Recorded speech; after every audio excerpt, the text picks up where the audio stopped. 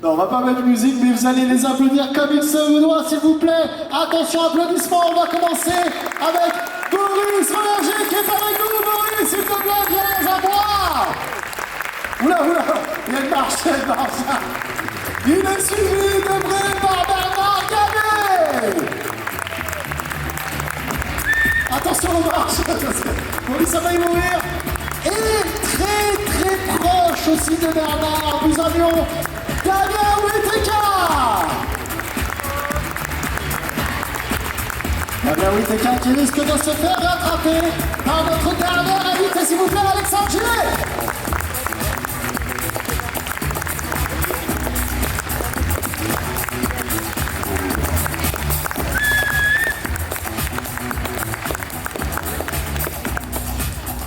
Je m'appelle Manon. Salut Manon, alors ta question? Je voulais savoir si ce métier, ça a été une vocation pour vous ou si vous êtes tombé dedans un peu par hasard au fur et à mesure de votre carrière professionnelle et si vous aviez un personnage que vous préférez incarner. J'attaque? Allez, vas-y. Je crois que je vais peut-être faire une réponse commune.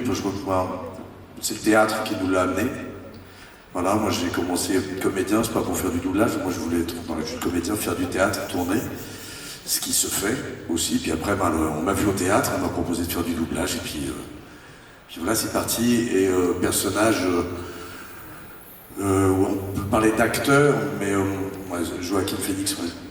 Alors, vocation, moi je voulais être acteur depuis tout petit. Je ne connaissais, je tiens à le dire à ceux qui en rêvent, parce qu'on en rencontre beaucoup de ce métier. Donc moi je ne connaissais personne, j'étais dans le fin fond d'un département qui s'appelle la Seine-et-Marne, donc à l'époque il y avait la campagne, il y avait des vaches au bout de la rue, etc. Et je voyais Paris comme une espèce de capitale lumineuse, lointaine, impossible voilà, à approcher. Et puis, voilà, la vie fait que quand on a vraiment des désirs très très forts et qu'on va au bout, on peut les concrétiser, puisque ne connaissant personne, et n'étant pas issu d'une famille de comédiens, on ne sait pas comment ça arrive, ce genre de choses, pourquoi on a envie de faire ça, mais depuis tout petit, je voulais faire ça. Et alors moi, je n'ai pas commencé par le théâtre, moi je voulais faire du cinéma, je savais à peine ce que c'était que le théâtre, et j'ai eu très tôt l'occasion à 16 ans de tourner dans un film qui s'intitulait Les Turlupins, où j'ai eu du jour au lendemain le rôle principal, 60 jours de tournage, bon, c'est rare que ça arrive, mais voilà, c'est le rêve qui tombe là. Et ce que je voulais dire, c'est que ce film se tournait pendant les années 40. Donc, il y avait des sons, à l'époque on tournait, qui n'étaient pas évidemment à l'époque. Donc il fallait tout redoubler. Alors on appelle ça post-synchronisé, puisqu'il fallait refaire tous les dialogues. Moi j'avais 16 ans, j'étais, comme on dit, à l'instinct, je n'avais pas du tout appris mon métier. Donc le metteur en scène était exceptionnel parce qu'il arrivait à saisir, à capter, à nous mettre dans des conditions où on était tels que nous-mêmes. Donc moi quand je vois ça, j'ai honte parce que je vois plein de choses que j'aurais jamais osé montrer mais qui sortent malgré moi avec le temps. Sauf qu'après, comme il fallait tout refaire, c'était le cauchemar pour moi parce que tout était sorti par l'instinct. Donc retravailler, donc faire un travail d'acteur, c'était un cauchemar. Donc je me suis dit, après avoir tellement souffert en studio, parce qu'on passait des semaines à essayer de retrouver quelque chose qu'on avait tourné, je me suis dit, il faut que j'en fasse parce que je ne peux pas être aussi mauvais que ça, c'est impossible, je perds tout ce que j'avais donné. Et donc j'ai essayé d'entrer en contact et j'en ai fait petit à petit, voilà, pour la question doublage. Mais ça s'est ajouté à plein de choses avec les rencontres de théâtre, parce que je rêvais aussi de théâtre, de textes et tout, et voilà. Et après c'est un tout.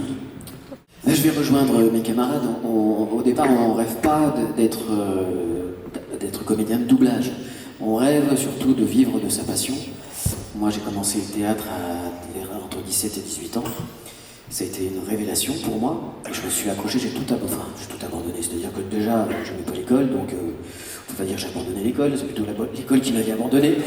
Et je me suis consacré comme jamais j'avais bossé à ce que j'apprenais au théâtre. J'ai commencé au conservatoire de Dijon. Et de fil en aiguille, après on arrive à Paris, et puis à Paris on se met à jouer, et puis quand on joue, parfois le hasard fait que moi je suis tombé sur des gens qui étaient dans le doublage, et qui m'ont fait passer l'audition, et à partir de là ça s'est fait mais très lentement. Alors j'ai eu de la chance parce que j'ai eu tout de suite des rôles importants, mais pas souvent, je faisais un film par an, donc on ne peut pas dire que ça soit super. Et puis à partir de là, les gens connaissent, et puis ils vous confient plus de choses, et puis de fil en aiguille, on arrive à avoir des rôles plus intéressants. Moi, contrairement à mes camarades, je suis un enfant de la balle, puisque mon grand-père était chanteur d'opérette, comédien, il avait des émissions de radio, ma mère est comédienne, elle est toujours comédienne, mon père avait été comédien dans les années 50, mais je voulais être diplomate, parce que je connaissais trop le milieu pour me dire cette insécurité permanente, donc jamais j'allais assister, j'allais juste voir ma mère jouer au théâtre, parce qu'elle jouait très très régulièrement. Et j'ai dû faire 2 studios comme ça quand j'étais gamin, mais juste pour regarder, mais ça ne me plaisait pas du tout, mon frère et moi. Donc moi je voulais être diplomate, et puis un jour je me suis dit, allez, je vais quand même prendre un an sabbatique, et pour faire quelque chose, j'ai dit à mes parents, allez, trouvez-moi un cours de théâtre, ça va me déniaiser un peu, j'étais très timide.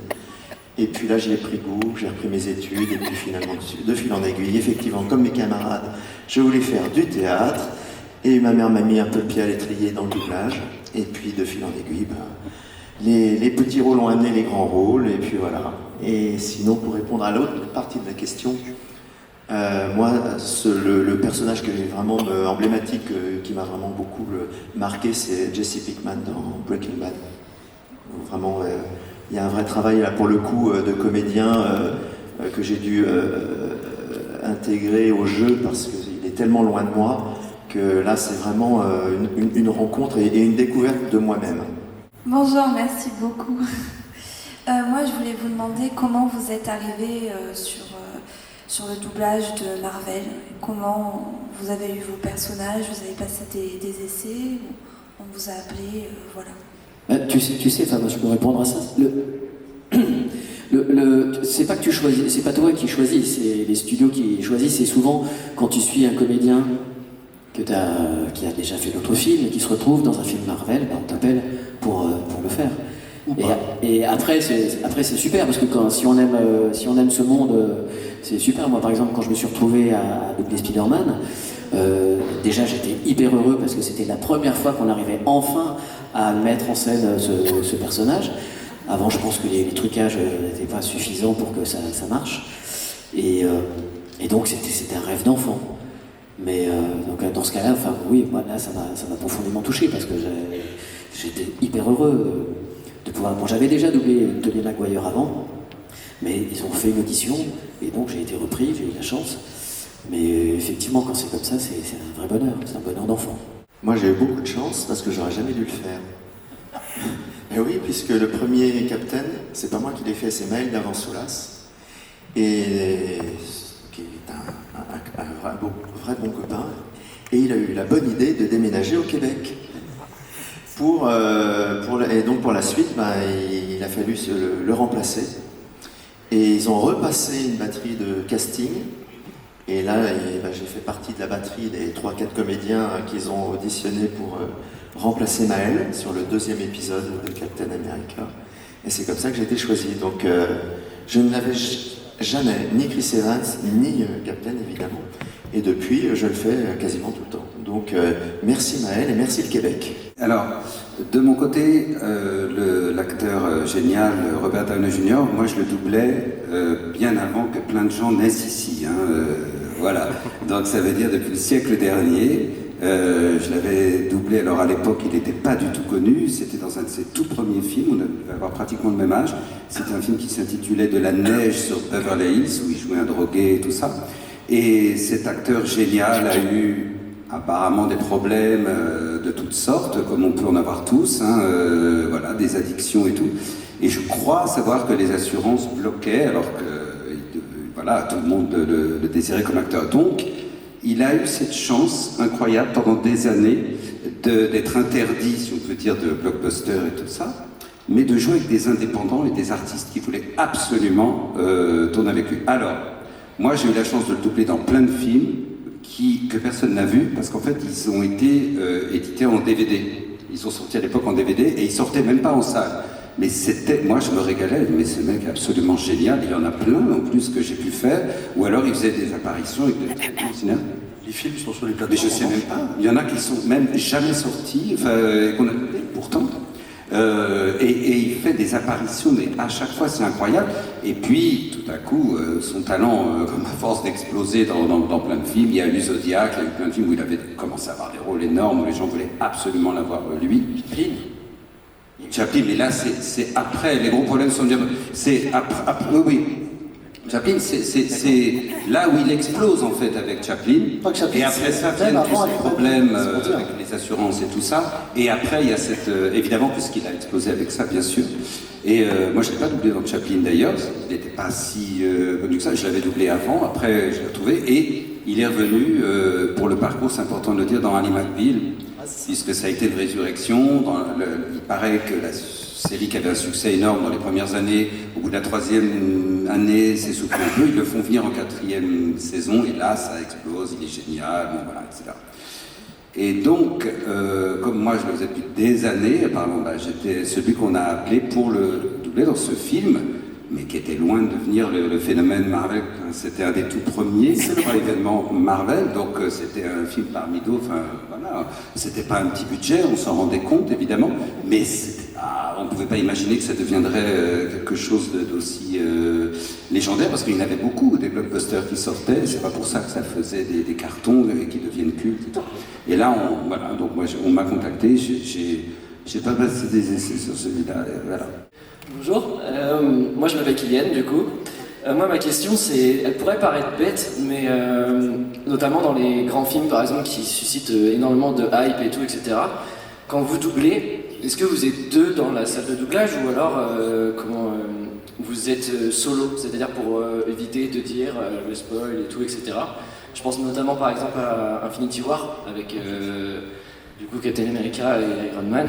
Est-ce que vous, tous les deux, vous êtes dans la même pièce pour avoir un moment de complicité? Parce que quand on regarde le film, on se dit mais c'est réel quoi, c'est comme un dialogue, mais voilà, c'est ma question. Oui, c'est ça, ça dépend. C'est variable en fait. Ça dépend des films et puis aussi des disponibilités de chacun. C'est vrai que sur des gros rôles, quand il y a deux gros rôles qui se répondent, ils essayent de nous faire ensemble, quitte à ce qu'on fasse un premier brouillon ensemble et ensuite on s'enregistre chacun sur une piste à part. Mais au moins on répète ensemble, c'est pas mal. Mais c'est vrai que de plus en plus, et notamment depuis le Covid, on enregistre malheureusement souvent seul. Oui, ça dépend des projets. Il y a un truc par exemple, tu soulevais la question, tu dis tiens, on a l'impression que vous parlez vraiment, mais c'est aussi notre boulot de vendre de l'illusion.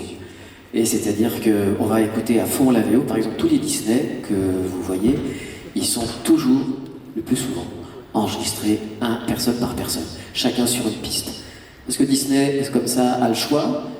Disney est coutumier du fait de, par exemple, avoir enregistré, ça s'est déjà passé plusieurs fois, vous enregistrez avec un comédien, ils font une projection test dans un coin avec des gens, voilà, et puis ils décident que finalement, non, le film est doublé, mais on va enlever cette voix-là, l'acteur principal, on va mettre un Star Talent, ce qu'on appelle les Star Talent, c'est les gens qui sont connus, qui font jamais de doublage, les vedettes, et on va, tiens, ça va booster un peu le truc, ce qui est, pour moi, un peu une connerie, mais bon.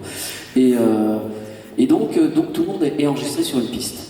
Et pour donner la magie de faire croire qu'on tourne ensemble, on écoute beaucoup la VO. Et après on s'écoute aussi, on écoute la VO, puis après la personne qui vient derrière enregistrer, il écoute aussi ce que l'autre a enregistré pour bien répondre, on compare. Voilà. On demande quand on enregistre tout seul, on demande aussi tiens, quel est le copain qui va ou la copine qui va doubler tel rôle. On dit A c'est Laura Blanc, A c'est Géraldine Asselin, A c'est Marjorie France. Donc on sait, comme on est amis, qu'on se connaît très bien, donc on sait l'énergie qu'il va y avoir que la comédienne française ou le comédien va mettre en faisant ce que fait l'acteur à l'écran. Donc ça aide aussi. En fait, il y a une partie de soi qui fait question-réponse.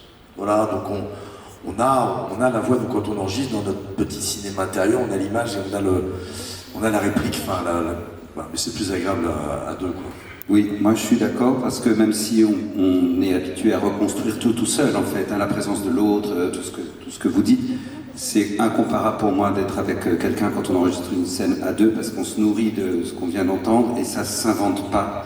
Il y a toujours quelque chose qui se passe, on va plus loin. Il faut savoir qu'on refait, et qu'il y en a un qui n'y arrive pas, l'autre n'y arrive pas, on alterne, et puis il y a quelque chose qui se fait, et à un moment, on arrive, comme vous le disiez, à se parler. Mais ça s'invente pas tout seul, il y a quelque chose en plus qui se passe et qui est un plaisir. C'est que tout à coup on arrive à trouver la relation, quelque chose qui se passe qu'on ne peut pas contrôler. Ça se travaille, mais ça se décide pas comme ça. Et puis Yann ne pourra jamais contrôler, entre parenthèses. Non, mais ce qui est bien aussi sur ces gros projets, c'est qu'on a du temps. Et ça c'est formidable. Parce qu'on nous demande souvent d'aller très vite hein, pour tout ce qui est projet télévision. On travaille vraiment vite. Donc là, il faut une grande expertise, on va dire, grande expérience. Alors que sur des gros projets comme ça, on a vraiment du temps. Donc on a le temps d'écouter, même si on est tout seul malheureusement, on a le temps d'écouter l'original, d'imaginer effectivement ce que va faire son ou sa camarade. Et ça, c'est très précieux le temps. Bonjour. J'avais une question en rapport avec les doublages que vous faites sur les films où, dans le même film, il y a 2 acteurs que vous êtes censés doubler. Comment ça se passe? Alors moi j'ai une réponse personnelle. Dans le film Les Joueurs, il y avait Matt Damon et Edward Norton, qui sont doublés par Damien Boisson. Mais il a plus doublé Edward Norton que Matt Damon au moment où on enregistrait les joueurs. Moi j'ai passé des essais, même pas, on m'a proposé, c'était mon premier gros rôle en doublage, et j'ai doublé Matt Damon une fois, parce que mon ami Damien doublait Edward Norton et qu'il ne pouvait pas faire les deux. Voilà. Mais vous avez aussi des cas de figure où, par exemple, les Gardiens de la Galaxie, où vous avez Loki, qui est aussi la même voix que, comment il s'appelle, le raton laveur Alexis Victor. Voilà, et c'est Alexis Victor qui fait les deux. Et là, quand il s'est retrouvé comme ça, je pense qu'il s'est dit « Oh là !» Et en même temps, il l'a très bien joué parce qu'on s'en rend pas compte. Il les joue complètement différemment et ça passe nickel. Il fait les deux. Il fait les deux. Bonjour, je m'appelle Rory et la question que j'aurais posée c'est Boris, j'aimerais savoir est-ce qu'il y a des comédiens de doublage qui ont fait par exemple le Joker avant vous, qui vous ont inspiré pour faire Joaquin Phoenix, que ce soit par exemple Pierre Raté dans la série 92 ou Stéphane Ronchevski pour The Dark Knight ou... Non.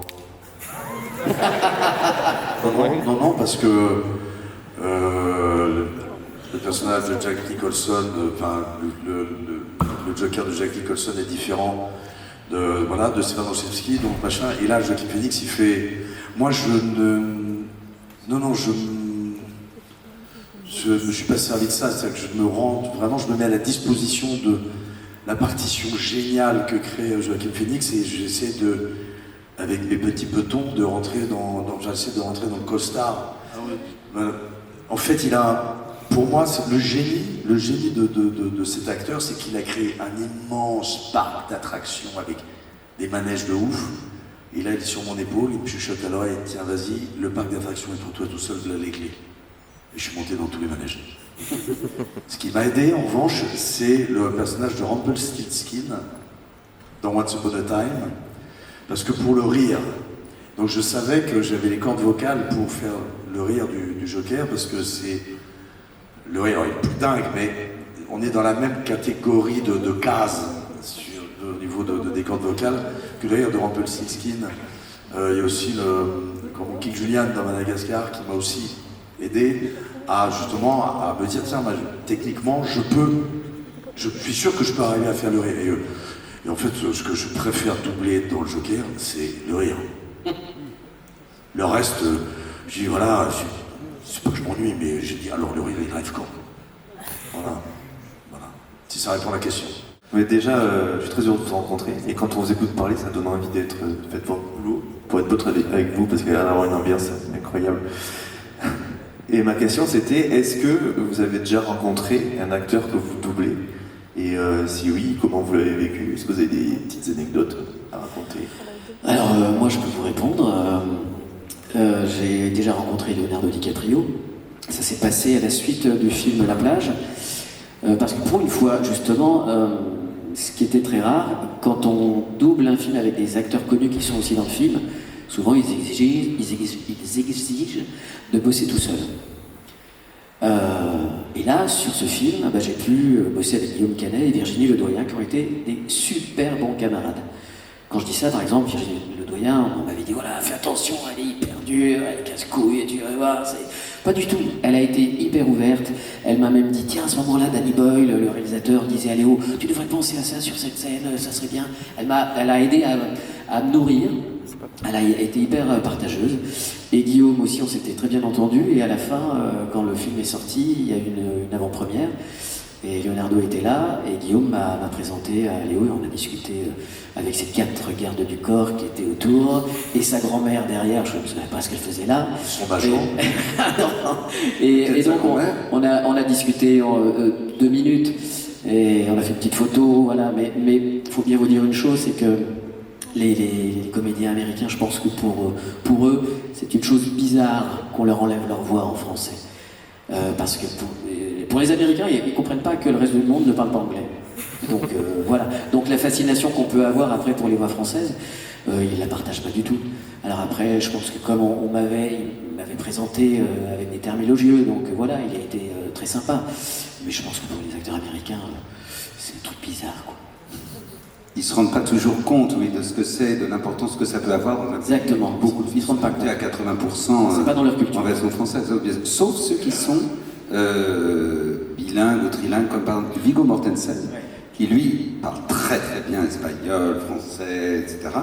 Et que j'ai eu l'occasion de rencontrer un jour, danois, enfin bon bref, et bien sûr, et je l'ai rencontré dans une projection, donc il avait écouté Seigneur des Anneaux, il avait félicité le distributeur, etc.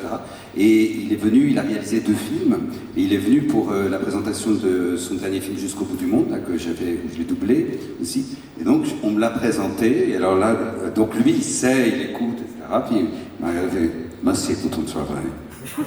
C'est vrai que quand Viggo Mortensen dit ça, je ne sais pas comment vous dire, mais c'était quand même tout drôle, quoi. Il n'y a pas à dire, dans la vie, c'est des moments où on se pince quand même.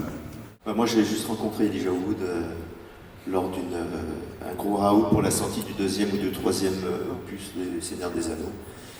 C'était devant la Tour Eiffel, enfin, de l'autre côté de la Seine, sous le Trocadéro, un endroit extraordinaire. Et ils ont eu la gentillesse d'inviter quelques voix françaises, dont moi, et à un moment, on l'a présenté. Il a été effectivement comme ton Leonardo, très, très gentil, très sympathique. Mais je pense qu'effectivement, alors c'était il y a 20 ans, mais même aujourd'hui, je ne suis pas sûr qu'ils se rendent compte de l'impact des doublages pour nous, en Europe en tout cas, parce qu'effectivement, pour eux, et moi je dis toujours, les stars c'est eux, c'est pas nous, mais on a du mal effectivement à concevoir la puissance de la voix émotive, la puissance émotive que peut avoir la voix, qui peut, à mon avis, même être supérieure à la puissance de l'image. Et ça, c'est pas évident à concevoir. Et ça, je veux absolument ajouter, parce qu'il y a plein de gens qu'on voit en dédicace, c'est extrêmement touchant, parce que tout le monde le sent, ça. C'est-à-dire que tout ce que vous nous dites, tout ce que les gens nous disent, c'est incroyablement touchant, parce qu'on le sait de toute façon, qu'une voix qui a une forme d'authenticité, qui cherche une forme de vérité, etc., elle va toucher, et les gens se rendent très bien compte quand c'est mauvais, ou quand c'est juste, ou quand c'est touchant. Et ce que tous vous nous dites, c'est vraiment ça, quoi. Il y a quelque chose qui nous touche chez vous, il y a quelque chose... Il y en a plein qui me disent, vous avez bercé mon enfance, tout ça. Enfin, c'est... Ah oui, alors ça, on merci. Parce qu'il y a quelque chose... on en prend plein les gueules. Non, mais c'est la puissance de l'incarnation. Oui, il y a une empreinte profonde. Nous-mêmes, on a été bercés par des voix qu'on a entendues, mythiques, pour des séries que les gens de 20 ans ne peuvent pas connaître, ça c'est clair. Il a son mort. Mais qui étaient des gens, alors qui, eux, étrangement, avaient une grande curiosité pour ça. Alors, c'est une génération, vos arrière-grands-pères, pour beaucoup. C'était par exemple Tony Curtis, par exemple, il adorait sa voix en français, une série mythique qui s'intitulait Amicalement Vôtre. Alors, ça vous dira rien, peut-être pour beaucoup, mais... Ah, il y en a quand même, voilà. Ah, il y a quand même de la jeunesse qui de la et ils sont jeunes encore, donc voilà. Donc ça, c'est voilà, vos grands-parents écoutaient ça, c'est absolument génial. De même qu'une série, alors là, ça vous dira rien, mais il y avait... Là, c'est l'exemple qu'on cite toujours, c'est Colombo, série policière. Ah, voilà, génial. Peter Falk, acteur exceptionnel qui tournait avec un des plus grands réalisateurs d'Hollywood, John Cassavetes, donc cinéma indépendant, avec la grande Gena Rowlands, immense actrice qui nous a quittés. Alors ça, c'est vraiment les déesses du cinéma, vraiment, qui ont eu des parcours qui nous ont inspirés, etc. Je fais la petite parenthèse, mais voilà. Moi, j'ai rencontré Christian Slater, parce que je l'ai doublé dans Mr. Robot. Il y a une convention, il y avait Fouzia, donc une amie qui dirige maintenant et qui était agrégée d'anglais et qui faisait la traduction, et on se rencontre. Et elle avait chopé un extrait de Mr. Robot en français, mes casques, et tout d'un coup il fait. Et il est fasciné. Il m'a dit je ne savais pas que je jouais en français parfaitement. Moi c'est sympa. Et il y a une anecdote que m'a raconté Bruce Willis, Patrick Poivet, pardon. Patrick Poivet et Bruce Willis étaient très copains. Quand Bruce Willis venait à Paris, ils faisaient la bringue ensemble jusqu'au petit matin, tous les deux. Et il y a une vidéo où Bruce Willis dit à Patrick Poivet, je l'ai dit en anglais, il fait « Patrick, si j'avais eu ta voix, j'aurais eu un Oscar. » Voilà.